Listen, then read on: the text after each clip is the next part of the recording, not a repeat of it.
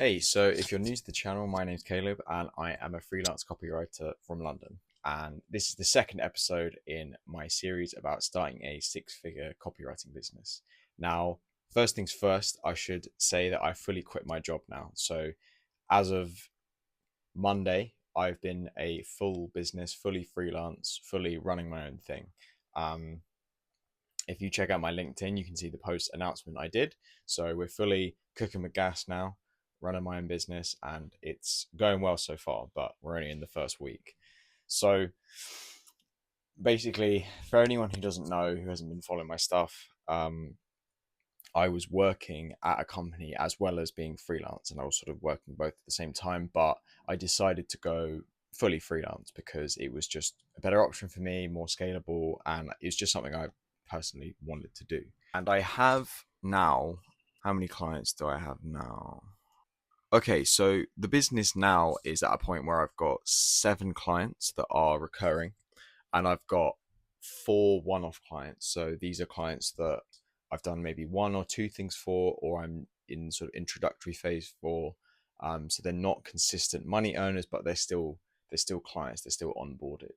And then I have how many? One, two, three, four, five, six, 7 onboarding clients. So these are clients that are not yet onboarded or that I'm in the process with. I'm emailing them, I'm talking to them, I've spoken to them, or we've got calls that are upcoming.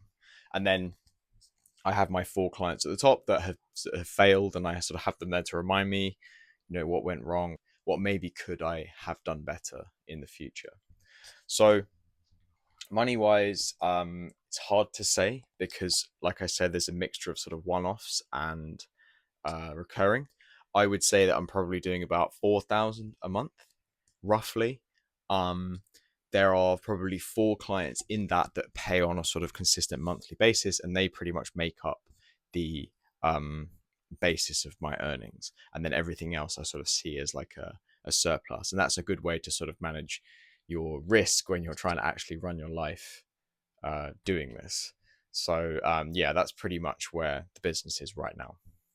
So when you start a business, the emotions are on high for sure. Like there are definitely some things that I'm afraid of, and there are definitely fears that I have, and it's a tough journey, and it's tough to know what you're doing because I think the hardest thing is that you're going into uncharted territory. So when you have a job, like everyone knows where you're going, everyone knows what you're going to do, everyone knows the path you're on, and you know your path you're on. You've got promotions lined up, you've got raises lined up. Whereas when you set out on your own, nobody knows what you're doing, even yourself.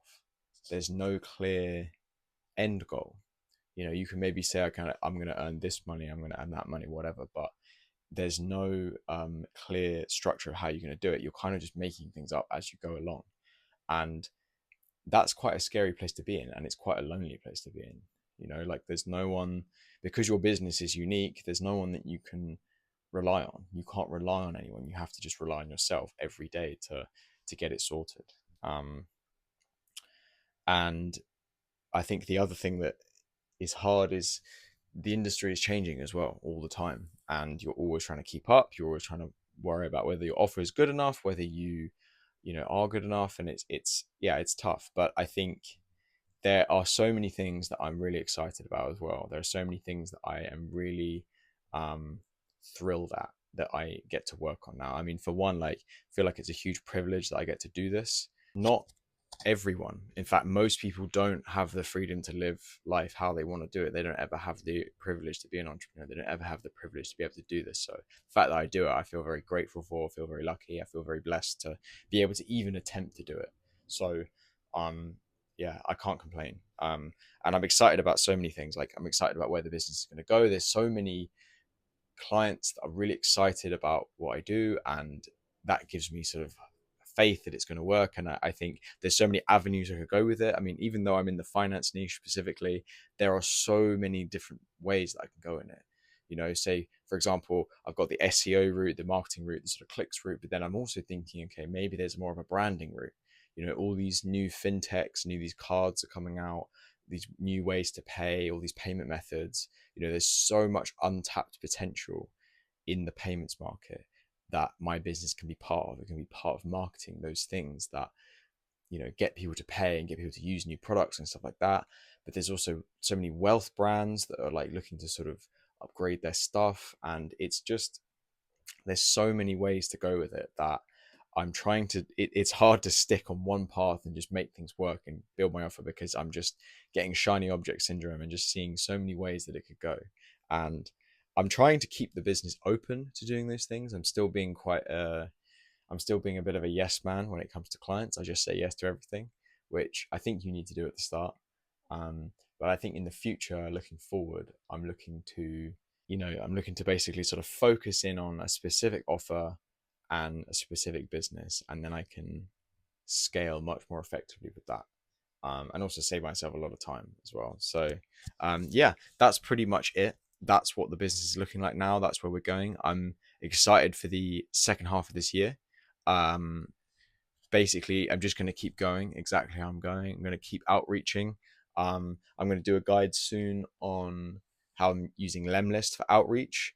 I don't recommend it for beginners because it's very expensive. It costs me over £100 a month, so wouldn't necessarily recommend that. But it's quite a good method, and it doesn't take any time.